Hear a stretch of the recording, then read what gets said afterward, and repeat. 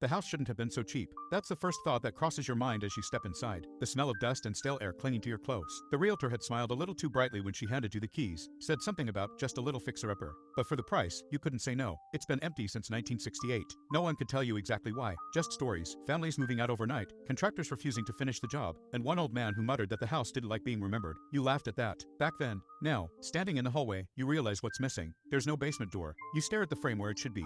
Just a yawning black gap with a faint scent of cold concrete drifting up. You tell yourself it's nothing. A missing door can be replaced. A hardware store trip, $100, done. Still, curiosity wins. You flip the light switch. A single bulb blinks to life far below, weak and yellow, swaying slightly as if the air itself is trembling. You take the first step down. The concrete is pitted, cratered with shallow divots. They look too smooth to be from wear, too deliberate, like something pressed into them over and over. By the time you reach the bottom, your skin feels cold. The basement is huge, hollow, and quiet, too quiet. The walls are unfinished concrete, stained with age. And in the far corner, where the wall meets the ground, there's a hole. No, not a hole, a tunnel. It's as if the concrete has melted away, curling back into the earth. Web-like strands cling to the edges, thick, fibrous, and trembling gently, like something just brushed against them. They spiral inward, vanishing into the dark. You step closer. The light above flickers. And that's when you see it. Dangling from the web, suspended upside down, is nothing. Not darkness, not shadow, and absence. A perfect, pulsing void shaped roughly like a massive spider, except it doesn't exist. Your eyes slide off it, like your brain can't process what isn't there. You can feel it looking at you, though. It moves. The thing begins to crawl down the web, each limb leaving no mark, and yet, you hear it. The sound of something heavy and wet dragging through space. The air feels like it's collapsing inward with every step it takes. You glance at the ground. The small pits in the concrete seem to quiver. Then you realize, it's not making new holes. It's stepping into the ones that already exist. They were always there. The web trembles. The light flickers again, once, twice, then steadies. The boy creature is closer now, though you can't tell how. Its presence warps everything. The tunnel behind it stretches wider, like it's breathing. You can't tell if it's alive or if the nothing itself is just unfolding. Something cold brushes your shoulder. You turn and run. The stairs look too far away, but somehow your feet hit them anyway. You don't feel yourself climb. You're just suddenly halfway up, gasping, your heart slamming against your ribs. You don't dare look back.